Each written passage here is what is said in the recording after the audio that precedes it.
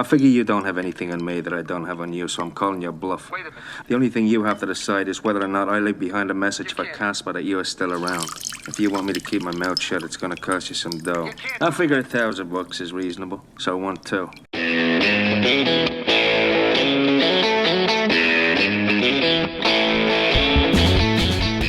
Hello and welcome once again to the Cine-Files, where this week we are concluding our exploration of Miller's Crossing. My name is Steve Morris. I'm a filmmaker and directing instructor in Los Angeles, California. Hello, everyone. My name is John Rocha. I'm a writer, producer, host, and voiceover artist in San Diego, California. And I don't want you to give me the hi-hat. I'll give you the hi-hat if I want.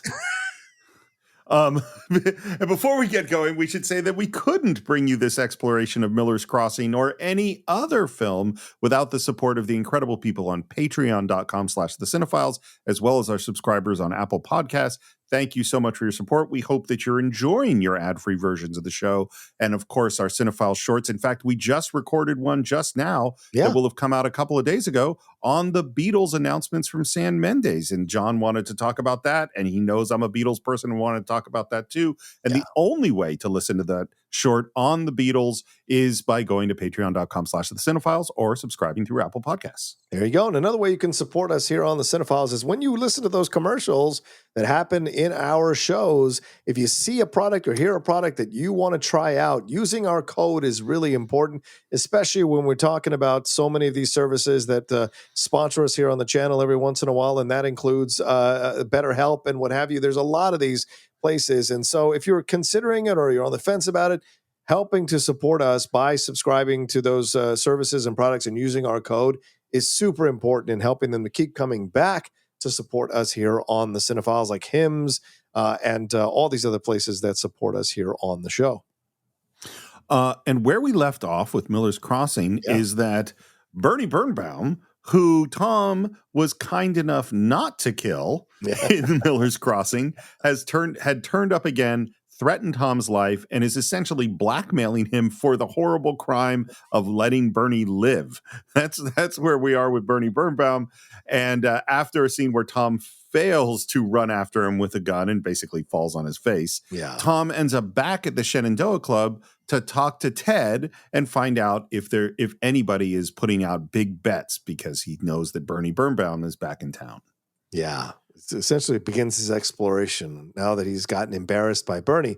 I think there's even more of a motivation for him to go and get him now. And so he begins this process by going to Tad, who, as we've talked about, possibly they have an old relationship. And so he knows Tad might give him some of the information. He does give him some information, which is that some guy named Drop Johnson, who is apparently not much of a bettor, just put $2,000 down on a fight.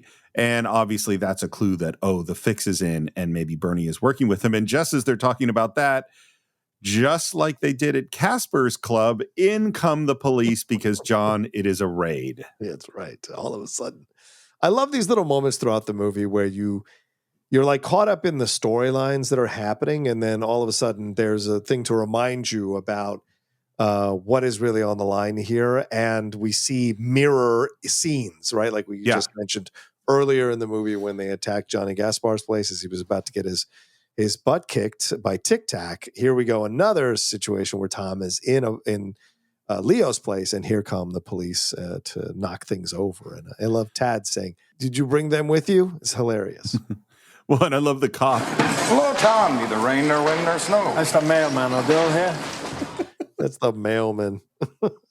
And then we go out to side, and it's totally parallel to what we saw when they raided Casper's place, because we go out and we see the chief who's waiting outside. You don't look happy. Look at this mess. Gotten a golden calf again. I don't know whether to laugh or cry. Yeah, it's awful confusing. They're just going to bitch just like they were before. They don't like this whole thing. But Tom's got to put him in his place as well, like he did earlier for Leo. So Tom is walking down the street and a car pulls up and there's Tic Tac. We've been looking for you.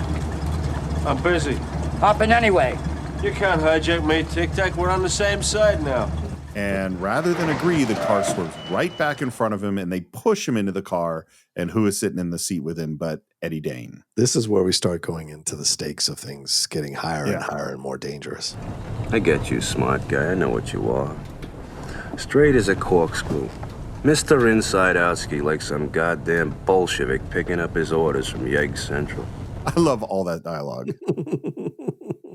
Great stuff. Well, I think you're half smart. I think you were straight with your frail. I think you were queer with Johnny Casper, and I think you'd sooner join a ladies' league than gun a guy down. Already we're starting to go, oh, shit. Right, exactly. You know? Yeah, because the Dane has been presented to us as someone who, A, clearly does not like Tom, and B, is someone not to mess with. You know, the fact that he didn't even get involved with beating up Tom, it's because for him, beating people up isn't what he does. Killing people is what he does. And we saw that with Verna. You know? And the key piece of information is that he has found out from Tic Tac and Frankie that they didn't actually witness the killing of Bernie Birnbaum. And so we're going to head out to Miller's Crossing and we'll see who's smart. Yeah, it's interesting because Dane doesn't go on his own. He doesn't go like on his own to investigate to see if he can find a body. He's trying to wrap this all up at once, like kill two birds with one stone here in the situation and intimidate Tom. And even, you know, the fact that it's 3 against 1 with Tom in that situation, and he's unarmed, Tom. So, yeah. Well, frankly, I think he likes the action. I think if he went out and saw the body, it's not as exciting to him as going out there with Tom. Right. And watching Tom fall apart, which is what we're about to see. Yeah. Because we end up back at Miller's Crossing. There's beautiful shots of the trees as we're moving forward, and we hear this singing.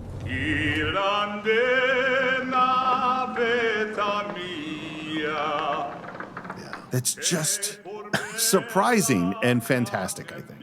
Yeah, like Star. And as we're walking, looking through the woods for the body of Bernie, which we know is not there. Yeah. We hear, you understand, if we don't find a stiff out here, we leave a fresh one. And Tom is sort of looking up at the trees, not speaking. And I think Gabriel Byrne is fantastic in this scene. This is the reverse of Bernie. He is just as afraid as Bernie was, but he's not a squealer. Nope. And so for him, the slow pace, the slow walk, and you see, and this is where great acting comes. People, if you watch movies, this is how you know great acting. Watch Gabriel Byrne's face. It's a slow progression of fear and a real acceptance of the fact that he is going to die. And you see that slowly come across his face every few steps. You see the change in his face as it dawns on him like, no, this is really going to happen. The farther he gets away from the road, the closer he's going to death. You know, and I love the whole performance here. Hey, Tic Tac!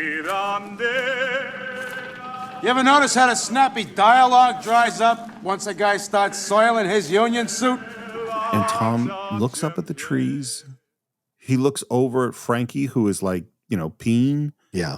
And then I think Gabriel Byrne, the physicality and the way he does this is so amazing because he kind of stumbles into a tree and then kneels and then he throws up. The stumble into the tree and then the throw up is just like, if you've ever been in a situation where you're afraid or you've been caught or you've been in a, you know, just a dangerous situation where legitimately you think your life might be on the line, this is a believable reaction.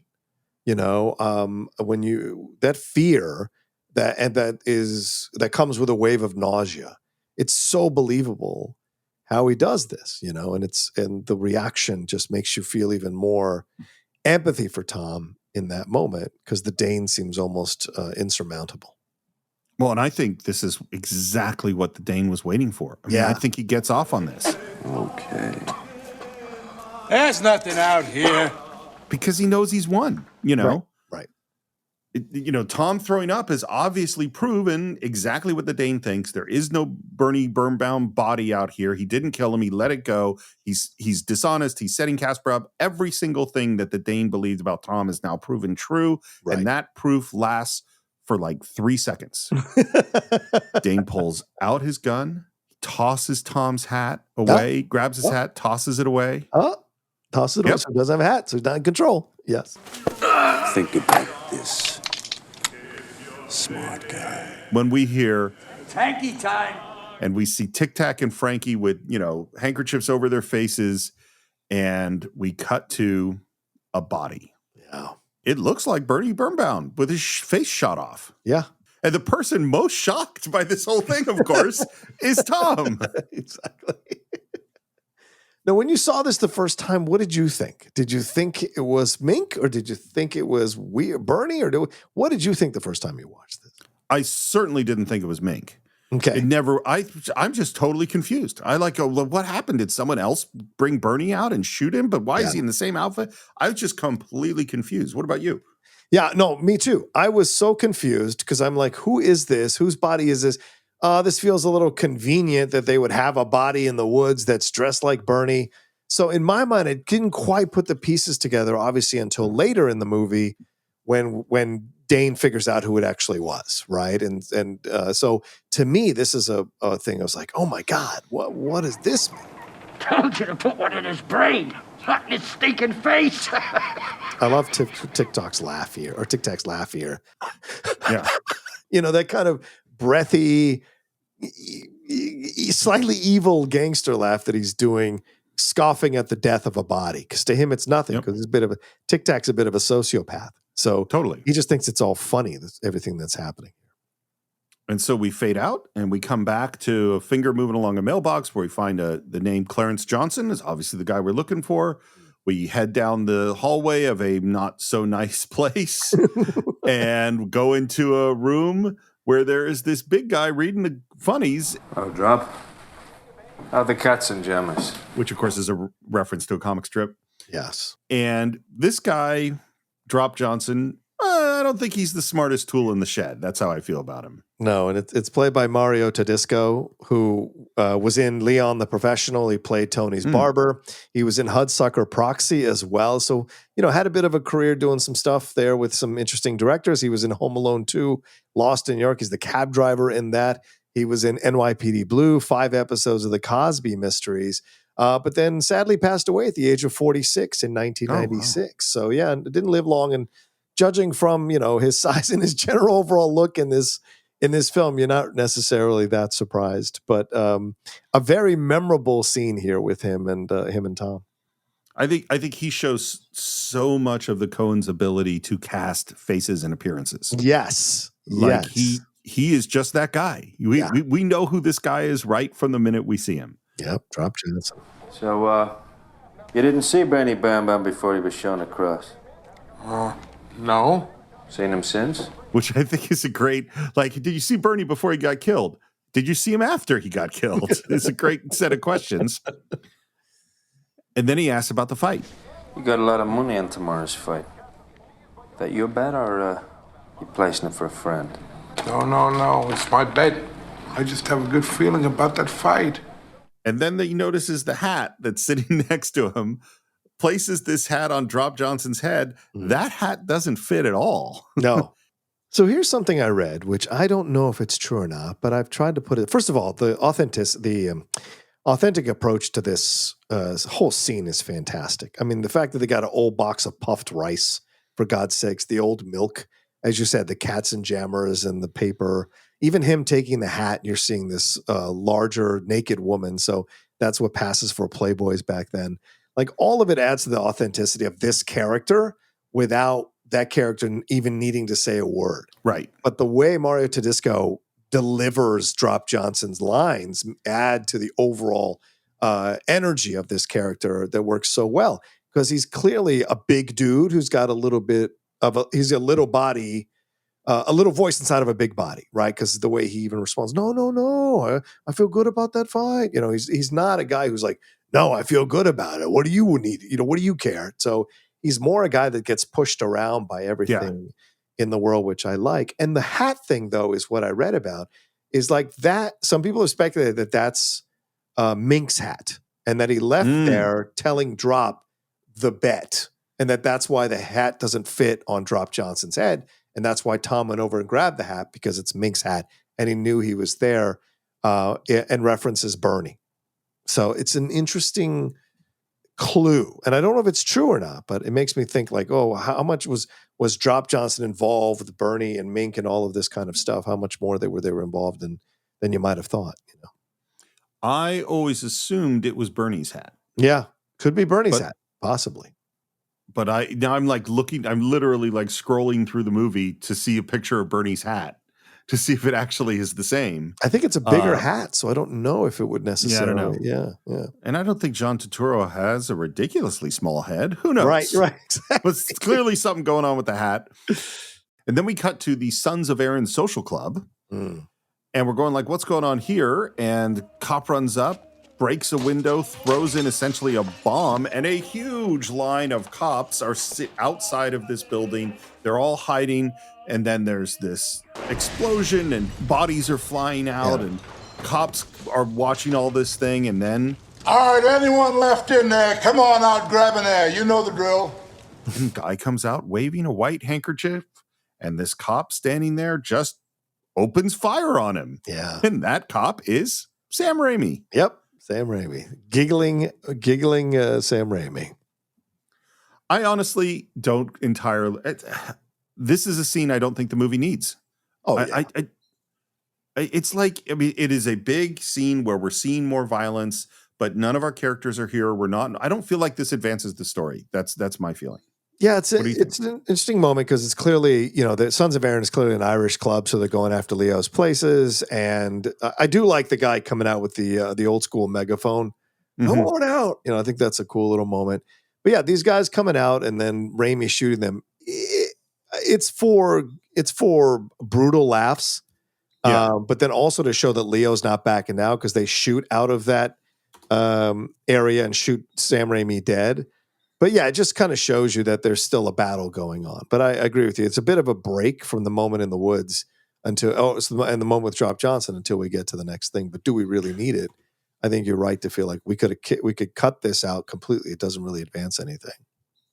One of the things that happens sometimes in the cutting room is the editor might say, I think we could cut this thing out. Right. And then the producers or the director will say, we spent a lot of money getting that shot. Yeah. We spent a lot of time. We had a lot of extras. Yeah. We're keeping that shot in the movie. I mean, they got a 50 cal in this damn thing. So, yeah. Cut to Frances McDormand, I will say, looking gorgeous in her red hair sitting behind this desk. 100%. Like, I had totally forgotten, honestly, that she was in the movie. And then she shows up. I'm like, oh, my God. Such an interesting show. Because, I mean, it's not a big role.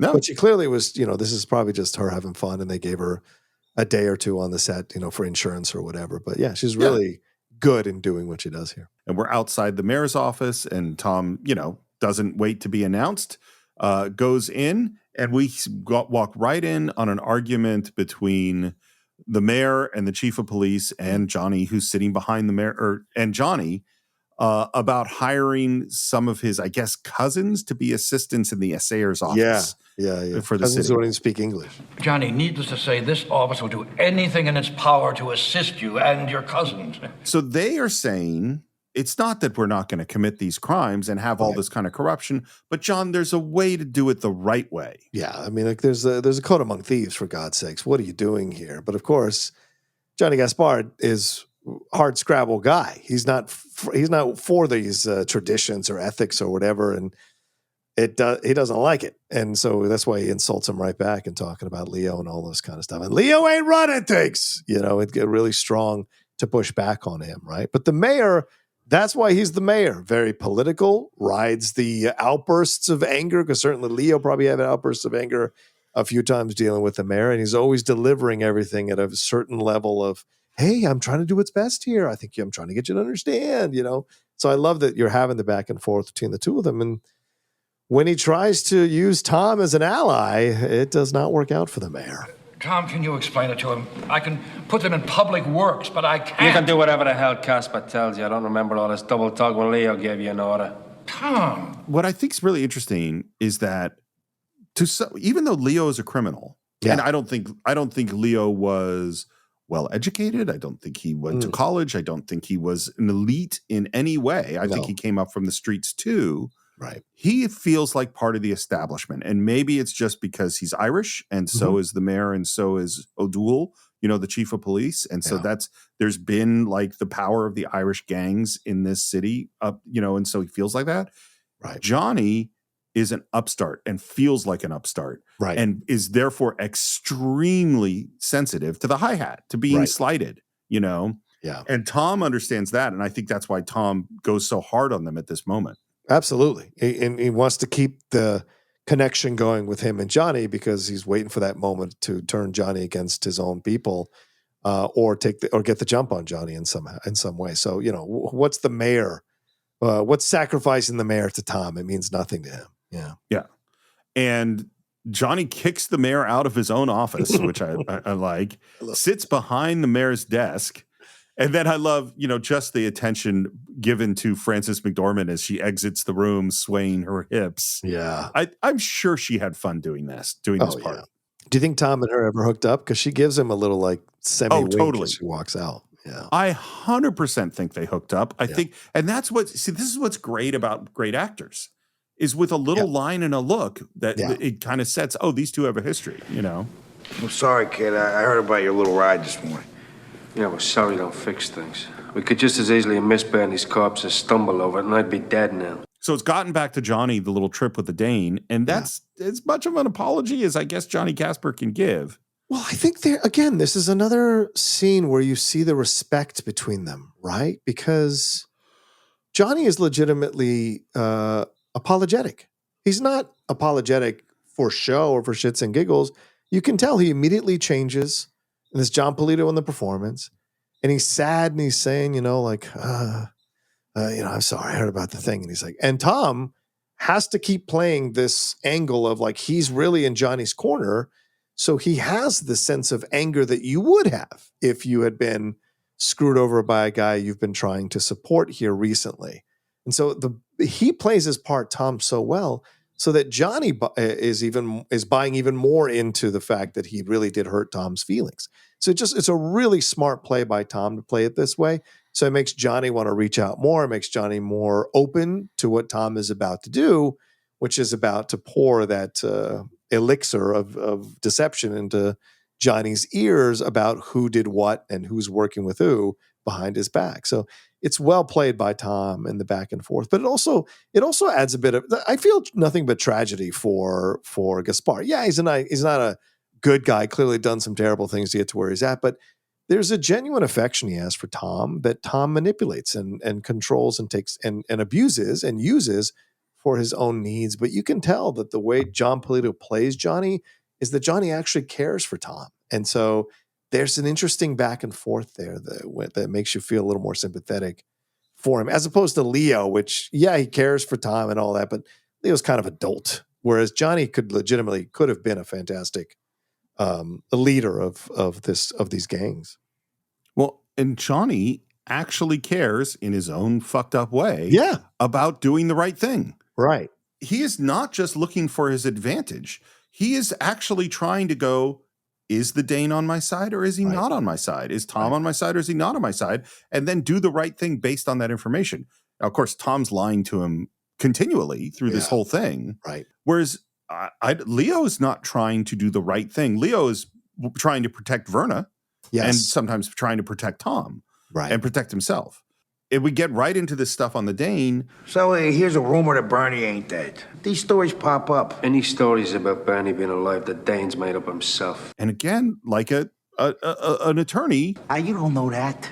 It don't make sense. Why would he? There could be a damn good reason. If you got a fixed fight coming up. And we realize that, he does. Which, of course, is what the angle Tom is working with Drop Johnson. Right. To find out about the fix. Exactly. Yeah. Right. And I love the framing here. I love Gabriel Byrne coming around Jon Polito and Jon Polito leaning into closer to the frame and having these conversations in his mind as Tom is talking to him and trying to deceive him with all this stuff. And what he's putting forward is that if the Dane is behind these things, is behind stealing the tips off of these fixed fights, then he needed someone to pawn it off on, which was Bernie. Right. But if Bernie's dead, he can't pawn it off on him anymore, which is why he's trying to say that Bernie is alive. But I don't know. Why would Eddie cross me like that? Money. Okay, everybody likes money, but somehow it just don't seem like him. And I know the Dane. Nobody knows anybody. Not that well. And of course, Johnny does know the Dane. He's right. Yes. And now Tom kind of floats the idea that maybe the Dane wants to sit behind that big chair and run things in this town. And it's starting to work because Casper says, I'll admit, since last we jawed, my stomach's been seizing up on me. The Dane's saying we should double-cross you. You double-cross once, where's it all end? An interesting ethical question. An interesting ethical question. These are ethical questions, man. So great. I love it. And he's so tortured by it's so fascinating. He's so tortured by being a person in charge, right? Uneasy lies the head that wears the crown. He's so he's so just tortured by it all. He knows, when last we jawed, my stomach's been seasoned up. So even he doesn't like the fact that they have to betray each other. So he doesn't give a fuck about traditions or how it works with the mayor or how you're supposed to do this or that or how you're supposed to put the people you want to put in places so they have jobs so they never have to work and just make money. Those traditions he doesn't give a shit about. But the ethics, the way people treat each other, the way they function in the daily existence of this crime world, this is something that he is really attached to and really does mess with him, talking about his stomach is seizing up on him. And it was the last time a gangster said, you know what, the stress of this job is affecting my physical body, and that's basically what he's admitting to Tom, and then gets lost in his own thoughts about the ethical question and the conundrum of it all if you just keep double crossing each other. And one of the things we see, and we've seen this multiple times before, is that Johnny tension builds and builds and builds, and then he explodes. Yeah. I don't think Leo ever explodes. I don't think Tom ever explodes. Yep. But Johnny definitely does. And Tom keeps pushing him. And then there's this moment where he pushes him a little bit too far. I'll find the Dane, talk to him, straighten things out. Sure, talk to him. Have a chat. I'll take care of it. Ask him if he's selling you. I'm sure you come clean. I'll take care of it. Yeah, swimming. I said I'd take care of it. And he is lost it at this moment, Yeah. He does a little thing with his mouth, though. Right, he's got this little tick that he has inside of his throat at this moment when he's breathing like that.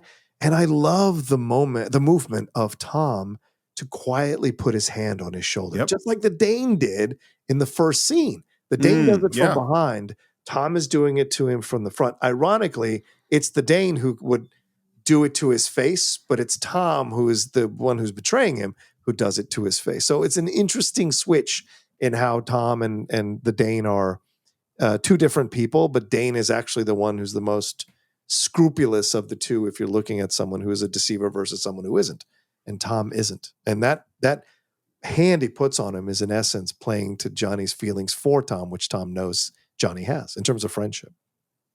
Here's a question for you. Yeah. Does the Dane actually care about Johnny? Yeah, I think he does. I think he does too. Not in a romantic way. I think he cares because they came up together, I think.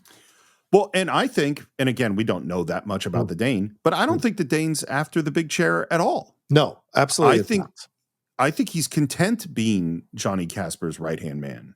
Some people are happy being second in command. Some people don't want the job. What's that in the 1776 musical, that senator from Pennsylvania is like, I don't want to be known as the person who stopped independence from happening. Right. I don't need that recognition. I'm happy to just go along. I don't need the spotlight on me. And there are people who achieve certain levels of power or status who don't really want to have the spotlight on them. And I think Dane's quite happy being the muscle, killing who he wants to kill, or Johnny tells him to kill, and having his relationships. He could have done that probably till the end of time. He'd have been happy doing it, Well, and frankly, I don't think Tom wants it either. No, I don't think Tom wants it either because of the drama and the pressure of it. Why be in charge? Yeah. He doesn't want that. Yeah. I think these are actually really interesting parallels because we're also in a parallel in terms of Tom advising Leo, who didn't listen to him, and now he's trying to advise Johnny. Johnny, my chin's hanging out right alongside yours. I'd worry a lot less if I thought you were worrying enough. It's almost exactly what he said to Leo. It is. And he deprograms Johnny because Johnny sits back down and says, "But I am kid," he surrenders again some vulnerability to Tom. It's really beautiful scene between the both of them in terms of the characters. And you really hate that Tom is manipulating him this way because I like Johnny as a character. Well, this is what's so weird about this. And this is why this movie continues to evolve every time we're talking about it. Yeah. Because Johnny is literally doing exactly what Leo wouldn't do. Right. Which is listen to him in this circumstance. Yes. And Johnny shouldn't. Right. Because where Leo should have, even though that meant killing Bernie. Right. And I love the last moment because it's just what you've been talking about with how heavy, lies ahead. But when he goes, Christ. Running things. I say this all the time. Running things. It ain't all gravy. It's so perfect, It's such a great way to put it together. It's true. Well, and I'll tell you from having taught a lot of student directors who thought they wanted to be in charge, I'd say 60 to 70% realized, I don't want to be in charge. Yeah. It's not fun. Like it is. Most people are not cut out for leadership positions. It is not. It's exhausting. Yeah.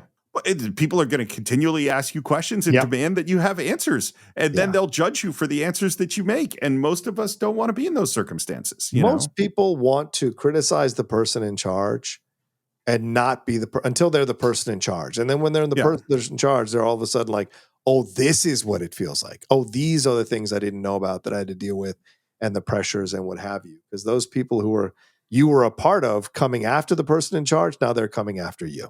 Yep. And it never ends. It's always that way. We have a close-up of a phone ringing, and Tom lifts the receiver. He's back at his place. He's got a compress over his eyes, which I think he's soaked in whiskey. But he's been through a lot. Tom's been through a lot of stuff. Oh, Bernie, I had a dream about you the other day. Yeah? A nightmare? On the contrary, very sweet. I dreamt you were lying out at Miller's Crossing with your face blown off. You got a kick out of that? I was in stitches. It's Mink, isn't it? So Tom, with the time to think about it, has figured it out. Yep. So to be clear, what exactly happened? So Bernie went to Mink. Yep. Did he say, hey, can you put on my clothes? No, I think he killed Mink, put him in his clothes, drove him out there into the woods with somebody else he's duped into helping him, and they dropped his body right approximately where he would have been shot. I don't think Bernie remembers exactly where it was, but no. I think he walked him out there to where he thinks it might be and dropped the body there. I can absolutely see the conversation, right? Like he knows, like he tells Tom here in this scene, like Mink wasn't happy to see me, and then he kills Mink in order to cover his tracks so that it keeps Tom in a good position to help Bernie down the road until they pull the double cross on everyone else, and then eventually probably Bernie double crosses Tom. So you kill Mink, you shoot him in the face so that they can't identify who it is, and then put him in his clothes and leave him out there. But that's Bernie. To everyone, Bernie is expendable as long as he can achieve his goal of getting the money or achieving power. And so I think that's what ended up happening there.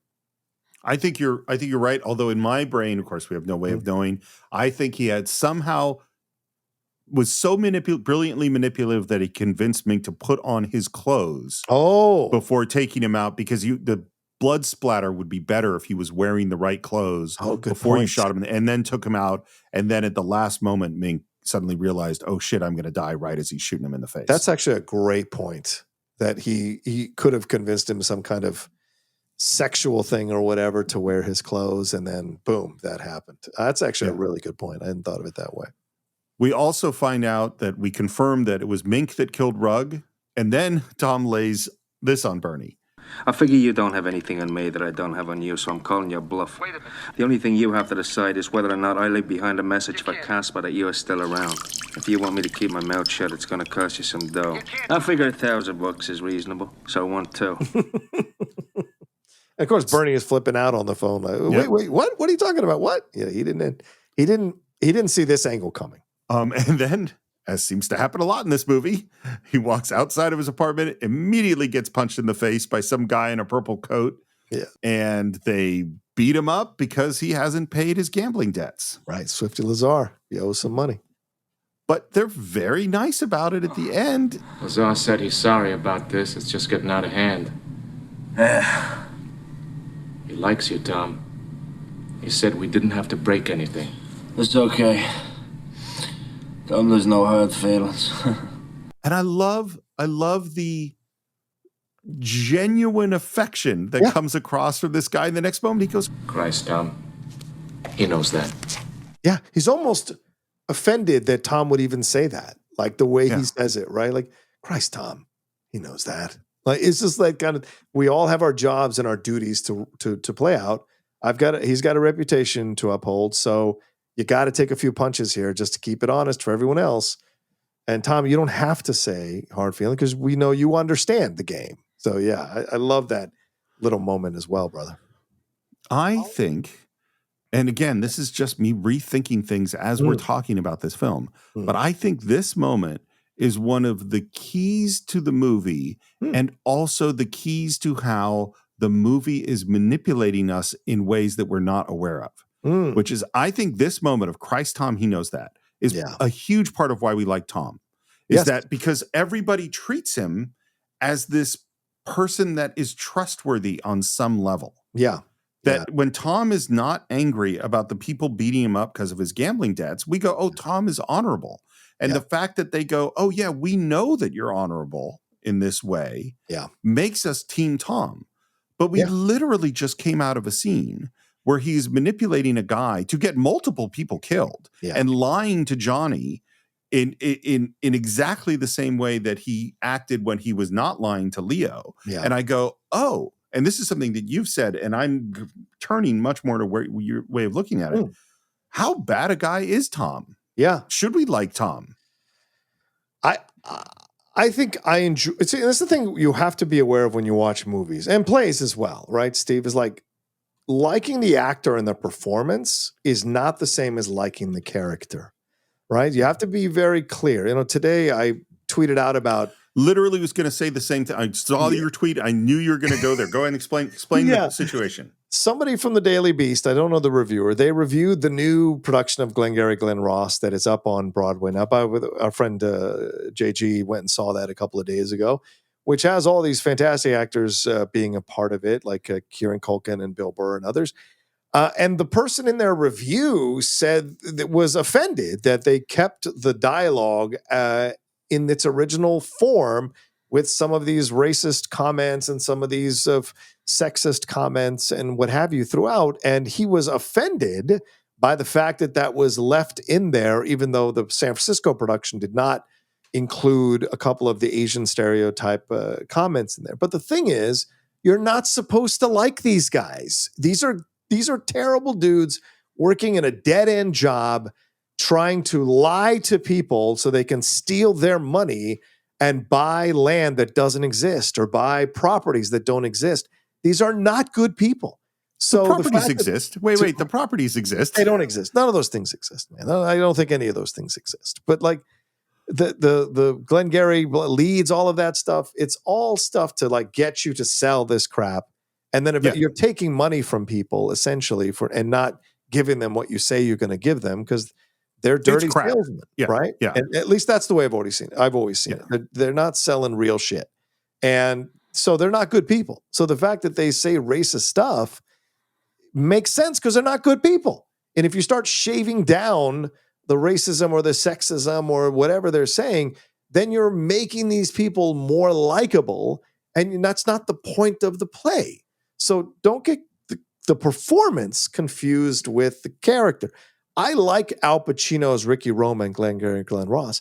I hate Ricky Roma because of how he tries to fuck over Jonathan Pryce if you watch the movie, because he's essentially trying to screw Jonathan Pryce out of his money and lie to him so that Jonathan Pryce doesn't pull out. Also, he can get a little bonus at the end of the month. So that to me is like, it frustrates me when people don't get the point of a play or point of characters in a play and try to homogenize it in some stupid attempt to try to make it topical. And so when you look at something like this, Gabriel Byrne's performance is incredible in this movie. I don't like Tom as a person because Tom uses people left and right in order to save Leo and could care less about who dies in the process by the time the film is over, you know? So, obviously, you and I could spend a lot of time talking about Glengarry Glen Ross, and both of us, I know, want to do that movie. Yes. It's definitely something we talked about, and I'll try not to talk too much about that. I actually, my opinion is there are real properties they're selling. They're just worthless. Oh, It's okay. bullshit. Fair point. Okay. That's one thing about that. I The can other concede thing, that. Yeah. is that you and I would say, look at this slightly differently in the sense that, to me, I don't put it as a binary of like, these are good people or these are bad people. And I also think the way things work in stories is there's a difference between what it means to like someone in a movie or a play and what it means to like someone in your life. There are all sorts of, like Michael Corleone is a horrible person. Yes, he but is. I'm fascinated by him and like him on some levels. Jack Lemmon okay. in Glengarry Glen Ross, I feel tremendous sympathy for, Really? his character. Okay. Oh yeah, totally. Yeah. They're all con artists, Yes. who are trying to scam people. And like, to me, it's that you can be fascinated by people, you can be involved in their story, I can have sympathy for people and watch them doing bad things. And the thing too is that there can be characters who say racist shit who you can still like. Like, it doesn't, like Archie Bunker is a character that is a horrible fucking person. But on some level, I'm drawn to him in the way you are drawn to characters in a story. Almost all the characters in Miller's Crossing, I'm drawn to in one way or another. They're all bad people. Yeah. Like it does. And so this is I think the whole idea of the article that you were looking at, Glengarry Glen Ross, is fucking ridiculous. Yeah. In particular, because, as Shakespeare said, we're supposed to hold the mirror up to nature. People say shitty things. People can be shitty. People who are actually nice people in other circumstances can be really shitty in other places. You know what I mean? And so like people are complicated. And so going like, well, let's just cut out all the racial slurs from Glengarry Glen Ross so we can like these people more. It's like, you've destroyed a big hunk of their characters. Why would you do that? You shouldn't be reviewing ever if you don't understand what the point of a play or a movie is. Yeah. I guess the difference in the delineation, is for me, fascinated is different than liked. I guess in my mind, right? Like Tony Soprano is a fascinating character. He is a horrible human being, right? So I am fascinated by Tony, and maybe sometimes there's a kind of like, what would you call it? Like a fantasy existence where you would love to be Tony in certain situations, or Michael in certain. I wish I had Michael's like calmness in some things that I've dealt with in my life. I am fascinated by it, but there are terrible people, and so I always make that distinction. So maybe that's more of a massaging of my thing. It's not about likable or like, as you said. It's more about fascinated versus appreciating the performance. Well, and I'll stand by not for Michael Corleone or Tony Soprano, but I will stand by my statement that people can have lots of gray areas in them. Right? No, you're absolutely right. Yeah. And so just going like, okay, this person said some racial slurs, therefore we condemn them. I will condemn the racial slurs. You know what I mean? But I'm not so big on condemning humans as a whole. Right. That's my way of looking. The Searcher certainly approves that as well, Steve. Yeah. Yeah. Whereas, but I continue to be reassessing my feelings on Tom, who I've always liked. Yeah. And now the more we talk about Tom, the more I go, man, he's a bad person. He's a bit of a shitheel, man. And we're back now at Casper's place, and Tom goes right into talking about Mink. Mink just told me that he's... You talked to Mink? We know is lying dead in Miller's Crossing. Yeah, right. But Tom says that he's going to be meeting Mink at his place at 4 this morning, and that he's afraid of the Dane. He walks into this room.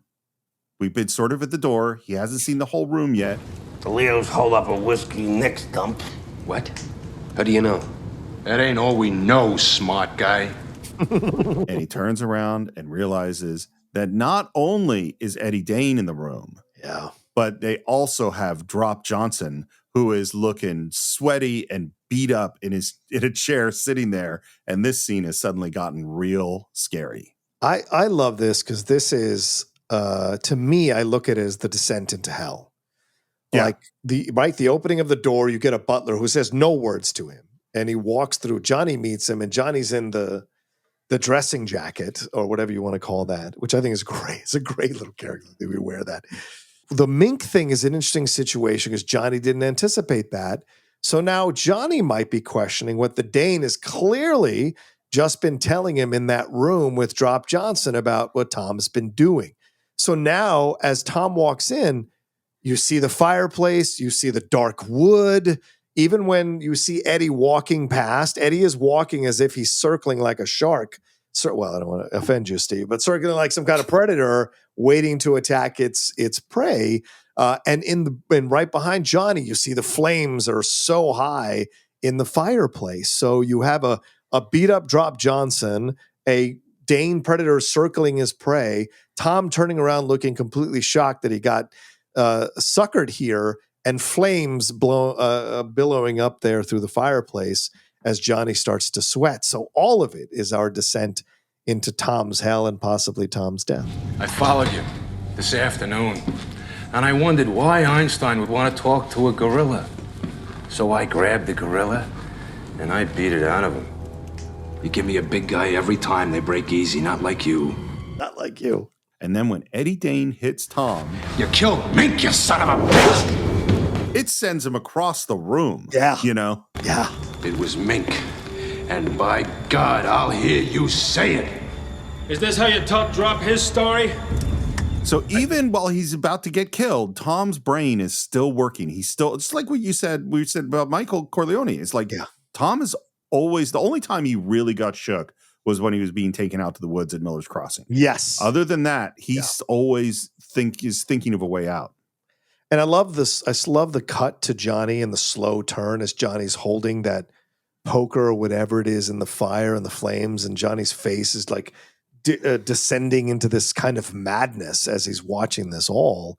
And the way they're framing this, the Coens are with the camera, where you're seeing the size of the room and then these close-ups, all of it is just leading you to this moment. And I don't think there's any music playing, so it's just the sound of the fire, and they're back and forth as this is going on as he's choking Tom. You know, it's building up to something, and we're like, is he going to kill Tom? Is he really going to kill Tom? This scene is so much the end of Barry Sonnenfeld and the Coen Brothers, I think, because we're in these wide. Part of what makes the room so big is the wide angle lenses, like we saw in Raising Arizona, and the way the camera is flying around with those really aggressive camera moves that you saw in Blood Simple. And I feel so bad for Johnny because he has no way to know the truth. Right. You know what I mean? Like there's either Tom is lying to him, who he really wants to trust and admire, or Eddie Dane is lying to him, he's had a relationship with, and friendship with and partnership with forever. Yeah. And in the end, he sides with Tom. Oh, son of a bitch! If there's one thing I can't stand, it's a double-cross artist! And he hits him in the back of the head with like the shovel or whatever it is. And then Drop Johnson just starts screaming. And that's truly the descent into hell. I agree. Like this moment, things have gone crazy. Yeah. Well, the surprise is that Johnny hits him in the face with the shovel, right? Or and the thing is, I think that thing has been sitting there in the flames, Steve. Oh, wow. So not only is he hitting him in the face with a heavy piece of steel, I think he's hitting him in the face with a burning piece of steel. So it makes it even more brutal in the betrayal, right? And then, as you said, hits him over the head with it.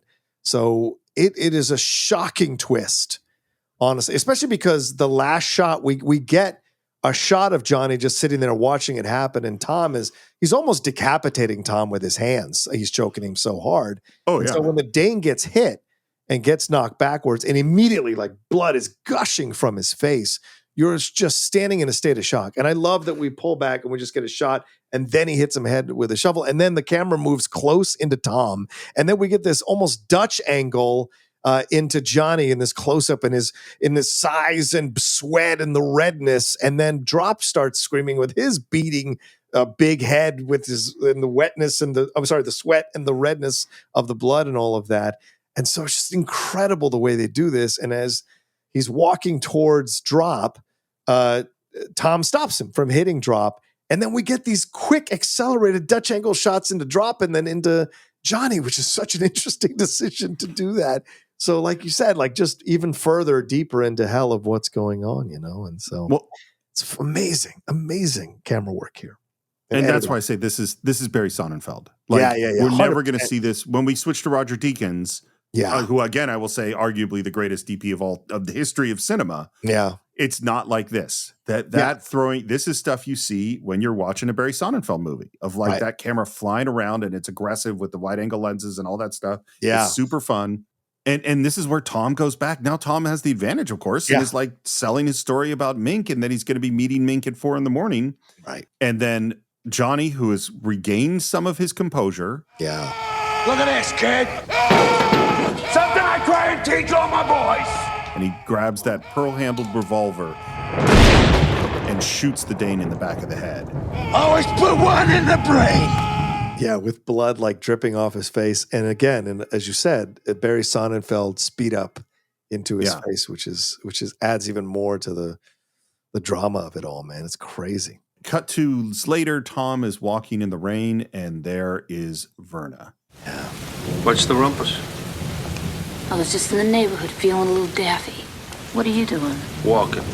I mean, at this moment, Verna has heard that Tom killed Bernie. Yes. We know that Bernie is alive. Mink has been killed in his place. The Dane has been killed. There's all these reversals. And we literally, or at least for me, I have no idea what's going to happen in this scene with Verna. Yeah. You know? Yeah. I don't know where we are. I don't think Tom knows what's going to happen either.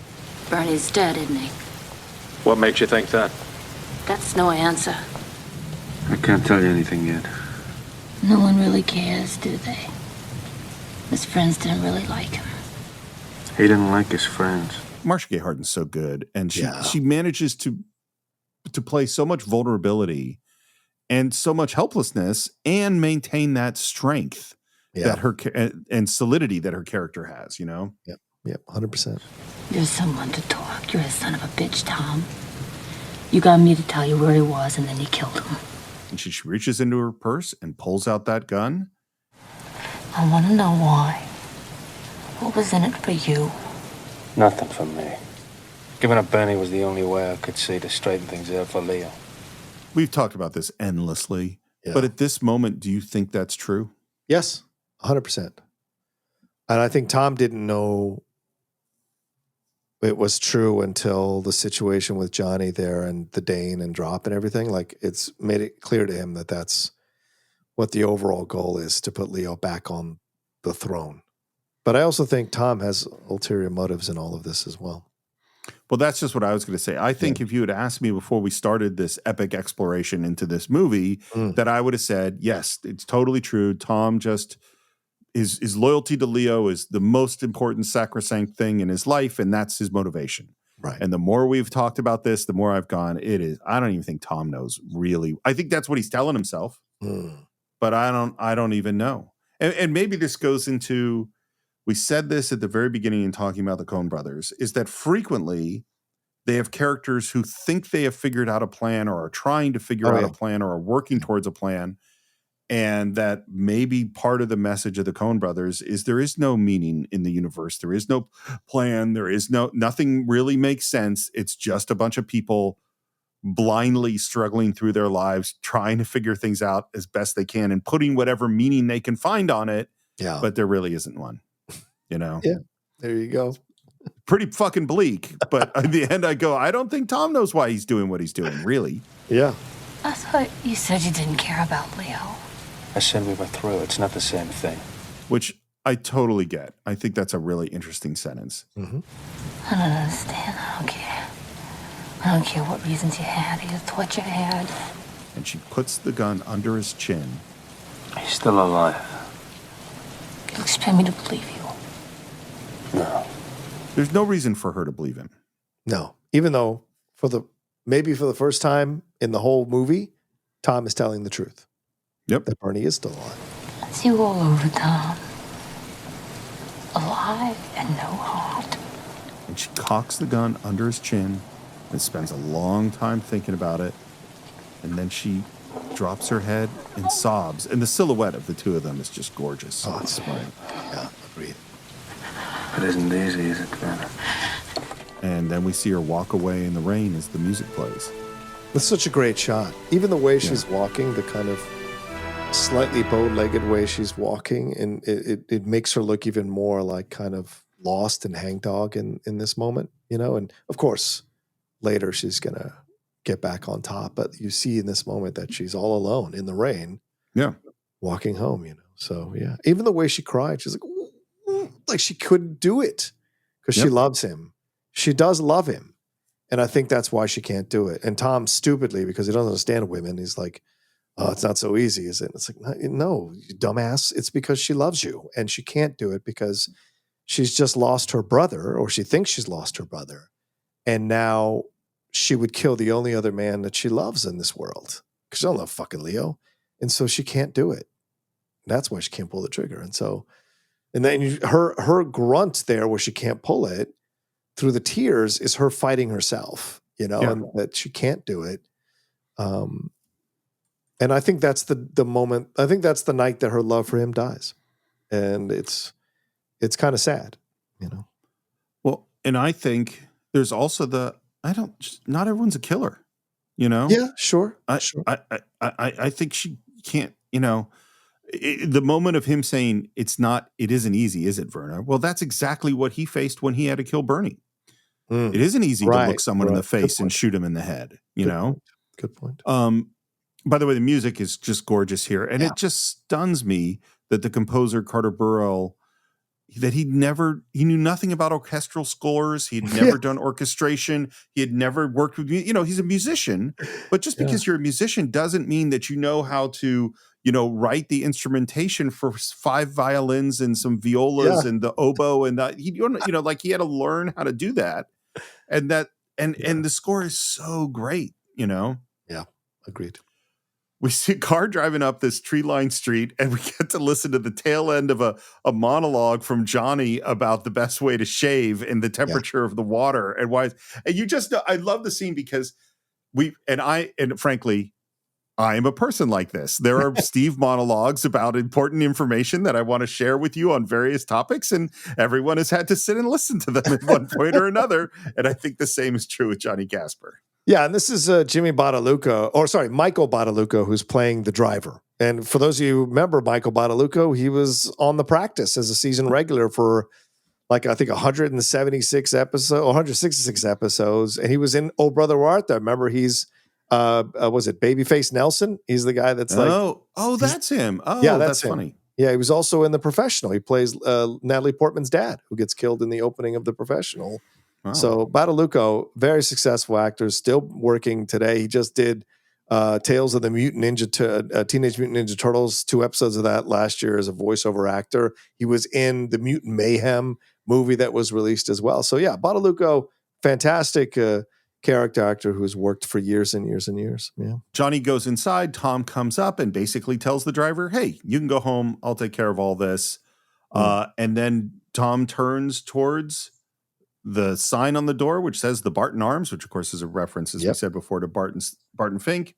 He's standing there silhouetted at the door, about to go inside when we hear what we think might be gunshots. Yeah. And we go in, and there's a woman there. Mr. Reagan, they wear shorts. Go down the drugstore and call the police. Will my kids be all right? Yeah, that'll be fine. They'll be fine. But what's on the steps? A hat. Someone's lost their hat. You know what? This theory's working. I find it super tense at this moment. We literally have no idea what we're going to find or what's about to happen. He's moving forward. We have that great Barry Sonnenfeld camera work.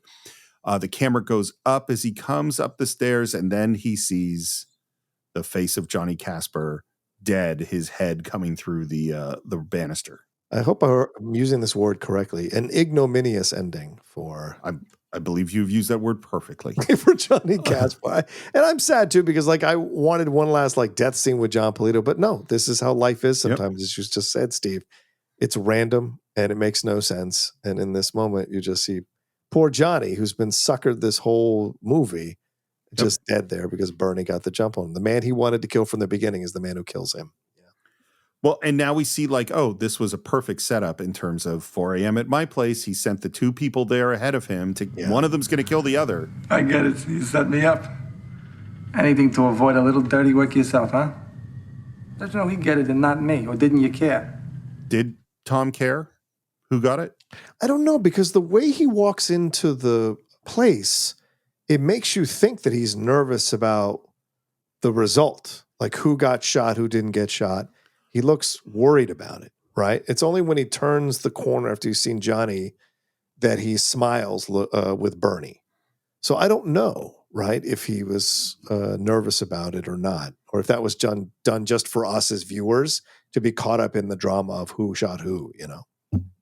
I've been thinking about it, and I think he is way better off that it happened this way. Because probably, yeah. Because first of all, let's get to the end, and then we'll kind of talk about the whole thing, because there's a bunch of things that happen. I figured you'd come early looking for blood. He wouldn't, so you'd likely have the drop on. Which sounds like it's exactly what happened. Yeah. But if you knew I come looking to kill you, how do you know I won't still? There's nothing in it for you now. With him, Dad, you and me got nothing on each other. Let me have the gun. Why? Because he's going to pin it on the Dane. That's his whole thing. Where the Dane, the cops will go after him, so we're going to make it look like the Dane killed him. And Bernie, surprisingly, I think, agrees. Yeah. Hands Bernie Tom doesn't the know gun. the Dane is dead, so he's like, Right. oh, yeah, it makes sense. Yeah. And then he reaches in and finds Johnny Casper's wallet, which has a whole bunch of money on it. 50-50 on the dough, or maybe I should get a little more since I did the deed. And Tom ignores him, pockets the whole thing.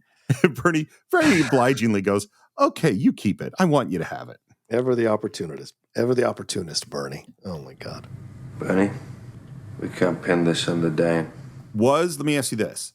Was Tom's intention always that Bernie would end up dead? Yes. Either Johnny would kill him or he would kill him. The second Bernie showed back up in his house and mocked him for letting him go, Bernie was always on a time clock that he was going to die at Tom's hand. Okay. Or maybe Tom manipulated in a certain way. But I think he knew the contingency for both. If Johnny killed Bernie, he had another angle he was going to play with Johnny to set him up in a situation so Leo would get the best of him. And with Bernie, if Bernie got the drop on Johnny as he did, he knew exactly how to walk him through the paces because Bernie ain't that smart, and Tom is smarter than him. He knew exactly how to walk him into this hole so that he could get his revenge on him. So the reason I wanted to get to here is because this is why I think it is way better for Tom that Bernie killed Johnny rather than Johnny killing Bernie.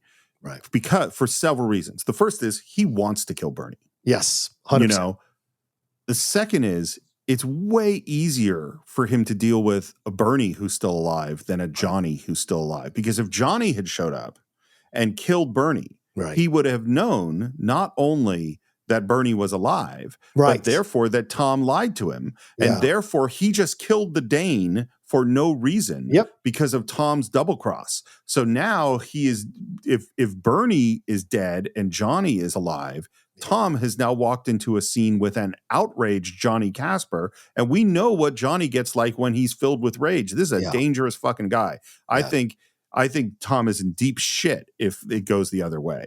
Which is a great point because he doesn't smile until after he sees Johnny's head. Then, so clearly, he, as you said, Steve, he was in a much better position than he knew it. What the hell are you talking about? Eddie Dane is dead. It's got to be you. I mean, it was your gun. And Bernie is shocked. Yeah, he is. What is this? What the hell are you talking about? You took my gun. It's just your word against mine. And Tom cocks the gun.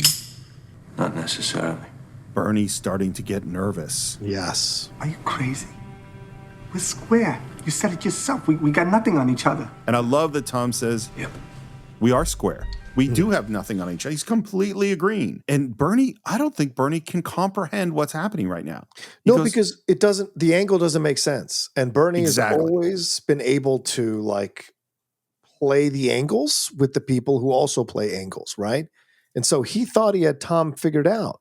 But this is the turn in the movie that I think is fascinating because I think this is Tom's turn into the darkness. The fact that he turned on Bernie and walked him down into this corner, and then Bernie drops and starts doing exactly what he told Tom he would do if he was ever threatened again by Tom, you know? Well, and I think too, you know, we started this movie talking about ethics. We've been talking about this the whole time. Yeah. And I think it's really worldview more than ethics. It's like for Johnny, he's really trying to figure out what is the ethical way to deal with in this world that we've created. What is the code and how do I abide by the code and why are other people doing it? I think for Leo, it's loyalty. I am loyal to Verna or to Tom or to other people, and that's how I act. Yeah. And I think for Bernie, it's the angle. Yeah. All humans are doing all things in order to gain an advantage. And I don't know if you've had that, because I don't think like that. I don't tend to think like, how am I going to get an advantage over this other person? And what angle can I play? Right. But I have come across people who thought I was playing an angle and because that was their worldview. Right. And so for Bernie, he is like going, no, there's no advantage for you to kill me now. Right. Like, what are you going to get out of it? It doesn't compute in his head. And I think I keep going back to, I don't know what Tom's worldview is. Like what I know why he's killing Bernie right now. Right. I feel like I do understand that. And he advances on him, and the moment, and it's almost inevitable, I think, that you know that Bernie is going to say these words. Yep. But the moment that he does, it just seals his fucking fate. Yep. Tommy.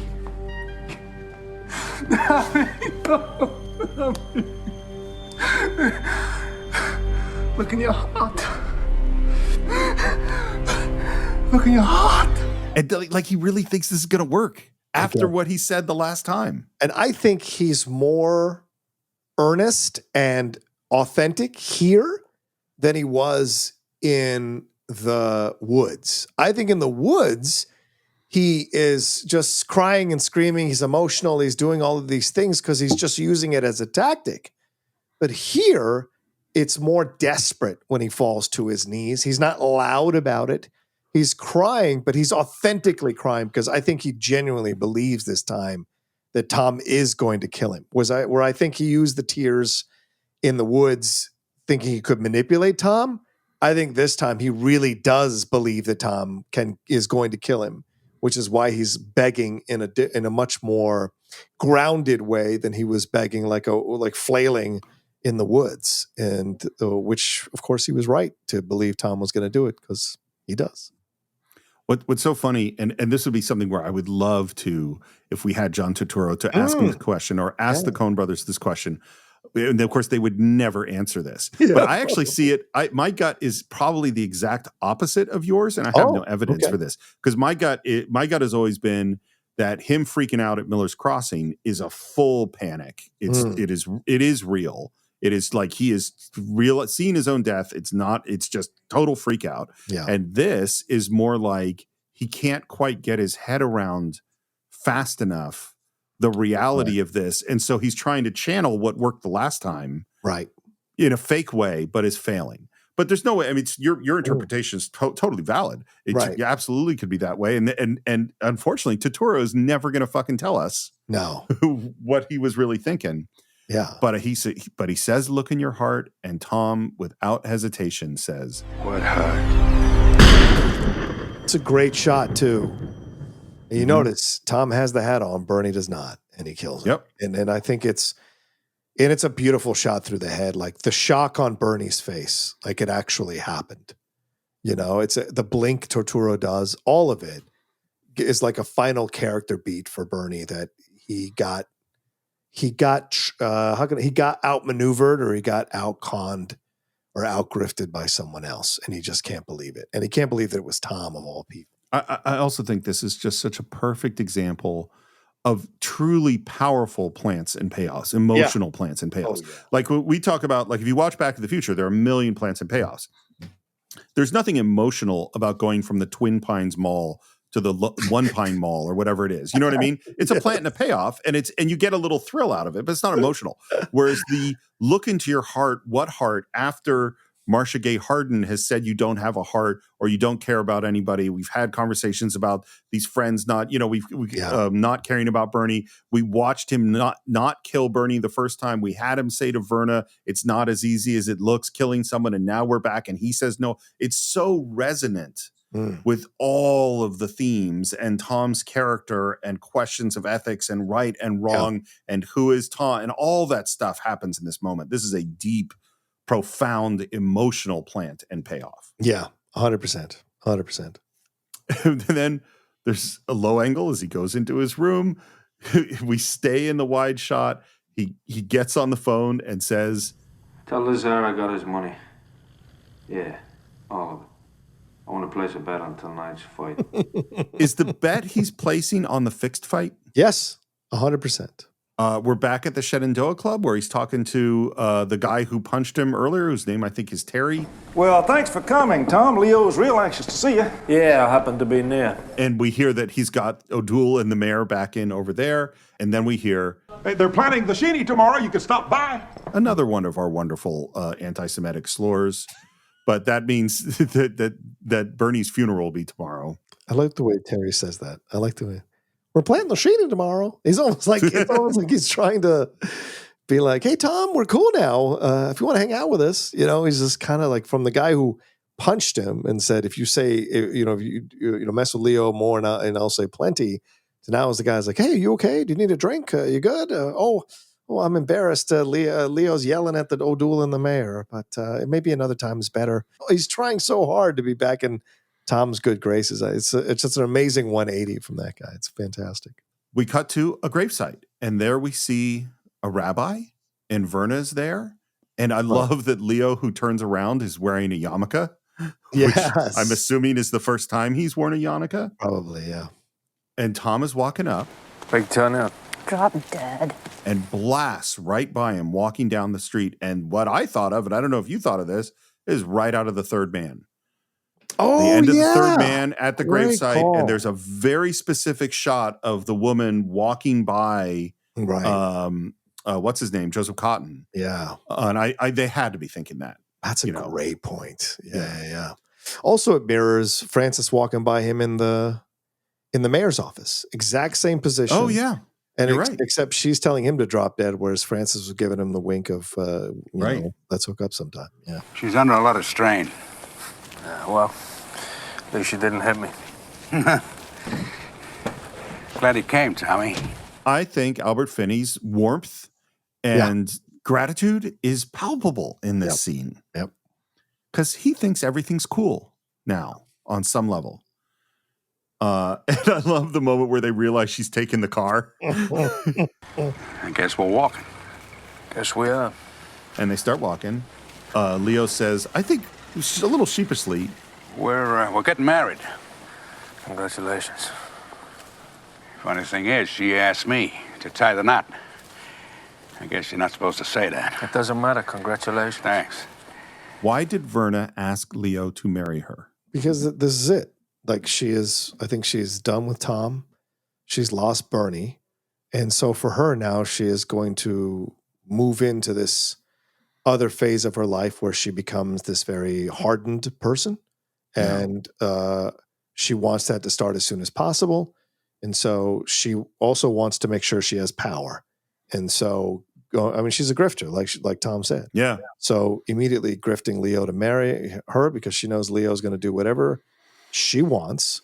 I mean, the fact that she gets in the car and she tells the driver to drive off, that's Leo's driver. But she tells the driver to take off and the driver leaves. That tells you volumes that she's already in a position of power in this situation.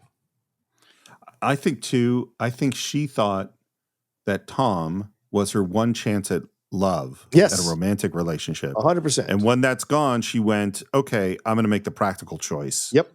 And that's Leo. Yep. Hell, Tom, why didn't you tell me what you were up to? I thought you'd really gone over. Not that I didn't deserve it, but you could have told me.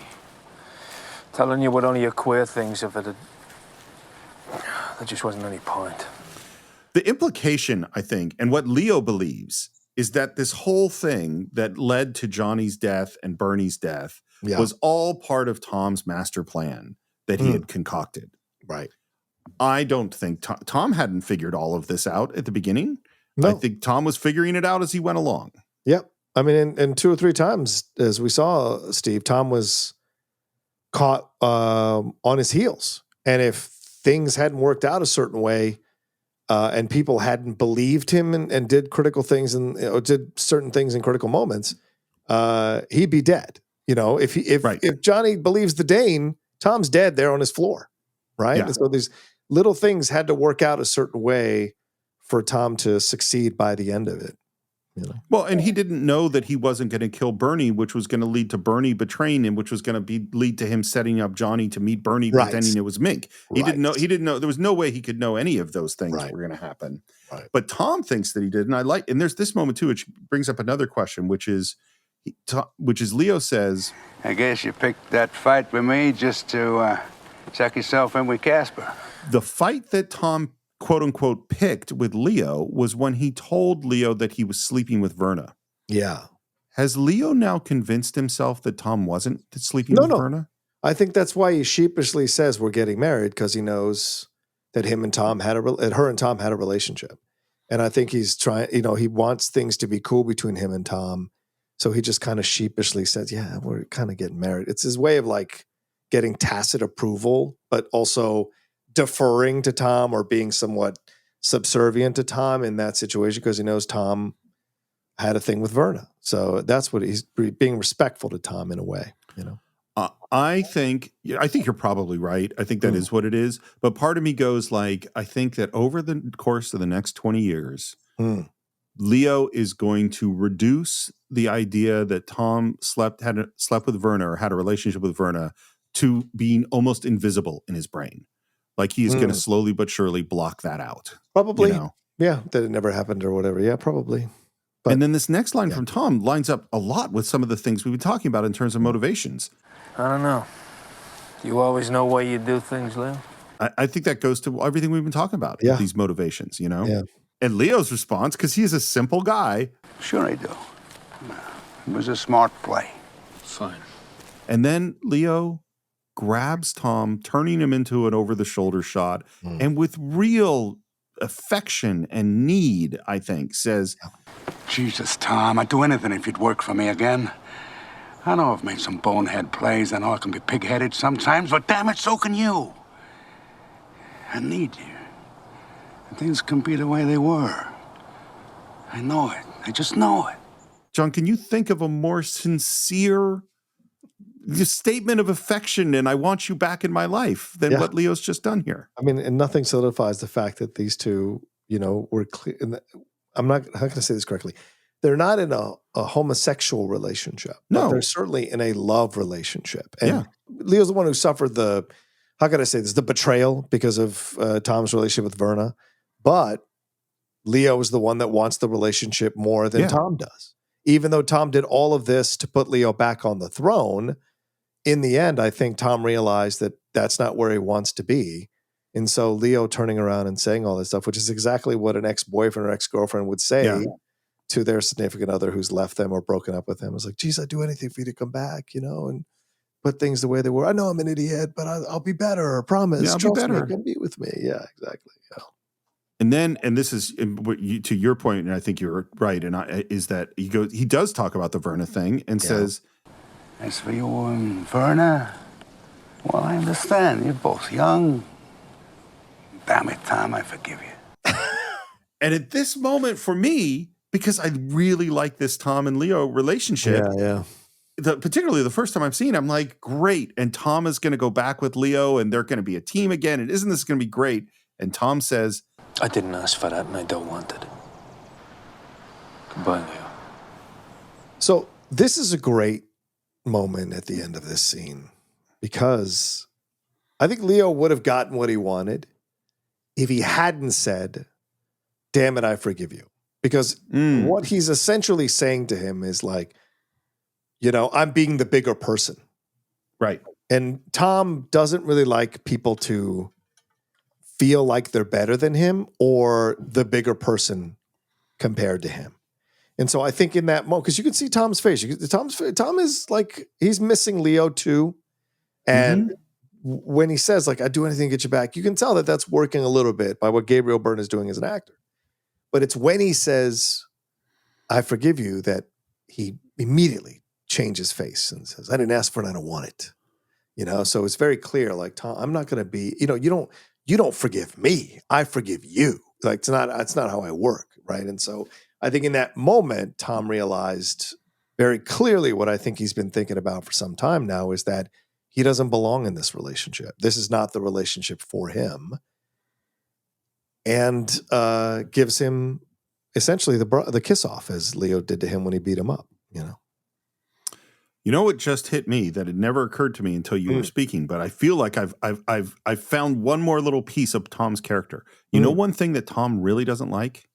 He doesn't like being helped. Yes, 100%. Throughout the entire gambling. Anytime, anytime someone says, "I'll settle your gambling debts. Let me take care of this," he always says no. Yeah. And so this thing that you just said about Leo being the quote unquote bigger man and forgiving him, right? I don't want that. I didn't come for that. Right. Which also makes me go, it's just a really important question that I don't have an answer to. Why did Tom come to the funeral? Why is he here? What does he want? I think he wanted closure without knowing what closure was. And I don't think it was with Verna either. I think he wanted the closure with Leo. Because what I believe, by the end of the movie, which we're essentially at, because Leo turns and walks away down the walkway in the forest. And by the way, that look from Albert Finney when he takes in that moment before he turns is amazing. Right? Yeah. The hurt. Oh, it's amazing.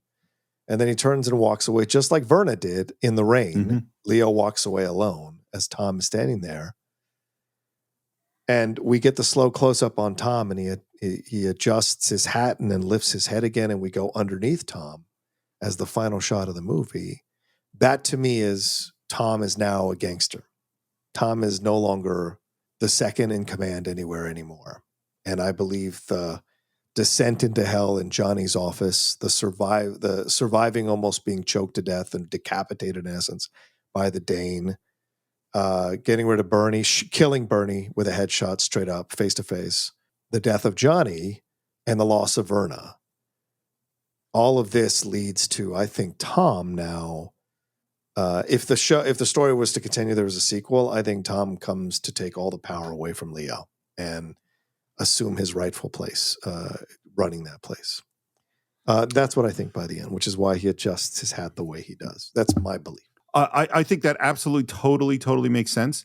It's a really sad ending for me. I mean, it's a real sad, because I don't know that Tom becomes the next leader of the mob or anything like that, but I know that Tom is going to be real lonely. Yes. Because this is a movie about him in the end cutting off any tie. If there's a question that Verna seems to be asking, does Tom have a heart? Yeah. You know, that seems to be, and she keeps saying, you love me, you want me. And Tom has chosen by the end of this movie to cut off anything that remotely looks like a relationship or would show he has a heart. Exactly. You know? Yeah. Because I think Tom has been resisting who he is the whole movie. As we catch him at the beginning of the movie, and we're not catching the beginning of Tom's ascent into power. I think we're seeing a Tom who's in a existential crisis, as Johnny might say, existential crisis. And he's trying to figure out who he is. And I don't think he wants to accept the fact that he is a kind of soulless person with a black heart. And I think by the end of the movie, with the way he adjusts his hat and the way they shoot him coming up with that look on his face, I think he now understands that and accepts that this is who he is now and forever. What's the great line in The Fly, right? I used to think I was a man who dreamt he was a fly, but now the fly is awake, and he realized, or the fly who dreamt he was a man, and now the fly is awake, and he realizes it was all just a dream. And I think that's the same thing with Tom. I think Tom had the aspirations or the dreams that he could be a better person, but in the end, he realizes that he isn't, and he couldn't. Because there's a trail of dead bodies behind Tom because of all of his actions. It's funny. It's such a complicated movie, and it's a very sad and ambiguous ending, I think. Yeah. So a couple things. The movie wraps, and Barry Sonnenfeld was in love with this woman, but she was married, and her divorce was finalized the day that Miller's Crossing wrapped. Oh. And so he asked her to marry him, and she said yes. And he went to the Coen Brothers. We were shooting in New Orleans, and they were planning out their wrap party. And he said, I'll tell you what, can I have my wedding at your wrap party? Oh. You guys, they were going to have the wrap party on a riverboat on the Mississippi because they're at New Orleans. And he says, if you guys pay for the riverboat, I'll pay for the band and the catering, and then I can get married on the boat. And Albert Finney liked this idea so much, he decided, well, I'll pay for fireworks. So they had Barry Sonnenfeld's wedding on a riverboat as the wrap party for Miller's Crossing. And apparently Albert Finney also gave a lovely, lovely toast. No surprise. There's also a few stories, particularly one from, I think it was Gabriel Byrne, who tried to keep up with Albert Finney in the drinking department. Yeah. Did not go well. Yeah. This film, as I'm sure you know, is edited by Roderick Jaynes, who does not exist because that is the Coen Brothers. Yes. He is the name on most of their movies as the editor. There's even somewhere, and this is the things I love about the Coen Brothers, there's even somewhere like an article written by Roderick Jaynes about what the experience of editing with the Coen Brothers is like, that of course they wrote, which they thought was very funny. One thing that totally surprises me, and only surprises me as an editor and might not mean anything to anyone else, the Coen Brothers do not cut to music. This is always a choice that you have. The old school way of cutting is that you just cut without music. You just cut picture and sound, and then music all comes in later. And there's a lot of editors who do cut to music. I totally cut to music. I love cutting to music. Yeah. And so it's just interesting to me that they don't. They are definitely old school. Yeah. And so what happened is they're not temping music into the cut. And that's the big difference, is that what I'll do is I'm looking for music that might be similar to what I want for the scene. And then I lay different tracks on. It might take me days and days and days to find a piece of music that kind of fits. And then I'll cut to that and then communicate with my composer about whether or not we want to look for something that's like what I cut the scene to or go in a different direction. Yeah. They don't cut to music, which means that they didn't give Carter Burwell any temp music that they were thinking with for what they wanted in terms of the characters. And so he starts to add music, and in particular with the Verna and Tom scenes, he wants to add music that fills in the emotion and the romance and the intensity of their relationship. And the Coen Brothers, when they first hear the music, are like, no, we don't want any intensity, because they're used to watching the scene with no music. Right. And they're like, we want, they're like, Gabriel Byrne's character is very cold. He shows no emotion in his performance, and they didn't want a music theme to add emotion that wasn't there. But then what happened, and this is my experience too, when working with a composer, is the fifth time they listened to the music that he had composed, they went, he's right, we're wrong. And they went and they switched it over, because they went, it actually is, the movie plays so much better with that music in the scenes with Verna and Tom. Right. That makes sense. Totally makes sense. Yep, it makes it vulnerable and emotional. Yep. So the movie was released, and I think we said this at the very beginning, on the exact same week as a little movie called Goodfellas. Yeah. And one of those movies did really, really well at the box office, and that movie was not Miller's Crossing. It made $5 million on a budget that was somewhere between 10 and 14. Yeah. Which is bad. Yeah, it's not good. It also is one of the great gangster movies ever made. It's referenced in The Sopranos and the Pine Barrens episode. Yeah. It became, like a lot of Coen Brothers films, a cult hit and a movie that people revisited over and over again. And I really wonder, if it hadn't been released at the same time as Goodfellas, would it have had a better run, or would we still have just had to discover it over time, Yeah, I think it's a fair point. And I also think better run. I think it would have had a moderately better run, but I don't think it would have been gangbusters or made a lot of money, because it is such a uniquely distinct film that is so well written, so well done, so well acted and shot and all of that. But it is for a certain person. It is not for everyone, this film. And I think that's what also adds to the value for those of us who love the film the way we do. It makes it feel like this little jewel in the resume of the Coen Brothers. That this is one that this is so distinctly unique and specific that you really have to have a affinity for this type of filmmaking and this type of dialogue and these type of characters to truly enjoy it, because obviously it's a callback to those old gangster films of the 20s and the 30s, yet with a much more vulnerable emotional core, which is a fascinating thing to see in a film like this.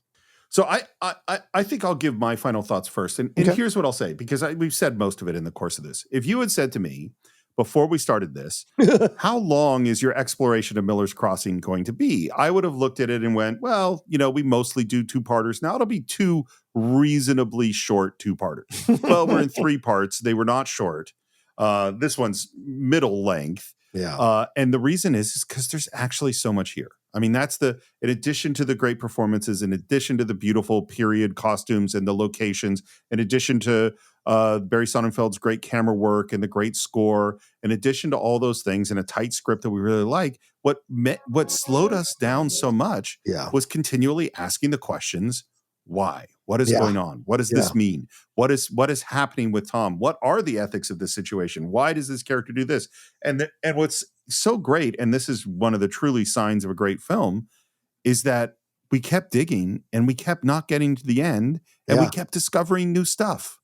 And now, and I don't think at the end of I feel like I know way more about this movie than I did when we started. And I feel like if I watched it again, I would see all sorts of new stuff. I wouldn't be done. The movie's never going to be done. That's the amazing thing for me about Miller's Crossing, is it's just one of those gifts that's going to keep on giving. And so I'm thrilled that you really, really wanted to do this on the Cine-Files, because I feel like this has been an incredible series of discussions. Yeah, this movie, and those are all great comments, Steve. This movie is, as I've said already, and belabor the point probably, is just a movie I love. And I mean that in every sense of that word. LOVE. There is never a time where I can't watch this movie. There's never a time when it's on where I don't immediately stop and start watching it. And it's not even on that much, which adds to the uniqueness of it. This is like that album from that independent band that no one's really heard of, but like those of you who know them. Like I compare it to the Blue Nile, which is one of my favorite bands, a Scottish band. They had an incredible album called Hats that came out in the 80s, and that made me become a fan of theirs. And then they had an album before that, and they had a couple albums after that, and then they broke up because they didn't want to do things anymore. But there was something about those 4 albums that for me, I think it's 4 or 5 albums, that for me, I know that like if someone knows their music, I am in their tribe. And I think this film is like that. If you love this film, I am in your tribe. I mean, I've been, as I said, I was in Boston and started doing lines from the movie with a bartender, and we ended up going back and forth throughout most of the movie. The guy paid for all our drinks. He covered all our drinks as a fellow lover of Miller's Crossing. So there's just certain people that know this movie and understand the genius and the masterpiece nature of this movie. And going through it again with you, man, it was nice. It was so much fun because I wasn't sure if you were going to like it and as much as I do. And the things that you found within it were great for me to think about and explore and see the film in a new way, which I thought was great. But more than anything else, like the great ones, this film endures because of the performances, because of the writing, because of the direction, because of the time and attention to detail throughout the entire film, and the overall a punch at the end that is one that, as you said, is slightly ambiguous. So it leaves us asking questions, which we think every time we watch it, we're going to figure it out. We're going to, at some point, land on the actual answer. And the joy of it is that you never do. And that's what makes this film, another reason why this film is fantastic. And so it will endure for the rest of time. I think it's the top 3 Coen Brothers films ever made. And I think it's their last gasp of pure artistry before they dive into doing films that are much more trying to be quirky, but yet appealing to the mainstream. Although The Man Who Wasn't There is a little bit of a callback to this kind of stuff. But overall, I think this is the one that's the last gasp of their young artistry, and they're moving into their older artistry from this point forward as we go into Barton Fink and other things that they're going to do and still doing to this day. So I also appreciate it for that, So that's what we think of Miller's Crossing. Of course, we'd love to hear your thoughts. You've already posted some great ones on places like Facebook, where you can do a search for the Cine-Files, Cine_Files on Twitter, the Cine-Files Podcast on Instagram. And of course, you could subscribe to the show if you haven't already on Apple Podcasts or Spotify, YouTube, and every other major platform. Please leave your reviews on Apple Podcasts. There was a nice review that just came up today. It's always good to see. Comments on Spotify and YouTube are always lots of fun. You can buy or stream Miller's Crossing along with every other film we've ever reviewed at Cine-Files.net. And as we said at the beginning, you can support the show at either patreon.com/the Cine-Files or through Apple Podcasts, where you can get ad-free versions of the show, as well as join our Cine-Files advisory board, listen to our watch-alongs, our shorts, all sorts of stuff going on there. And of course, you can reach me at SR Morris on Twitter and SR Morris1 on Instagram. John, how would people find you? At The Rocha Says on Twitter, Instagram, and TikTok, and Blue Sky. And my YouTube channel, youtube.com/John Rocha Says, where you can see all the things we're doing there with the Geek Buddies, the Hot Mic, the Jedi Way, Spill the Tequila, and my reviews and reactions and random live shows that I do on the channel as well. And I think that is it for this week. And we are still in the season of the Coen Brothers, and we will be back next week with what many people consider to be their most critically acclaimed film. And that, of course, is Fargo. So that's Fargo next week right here on the Cine-Files.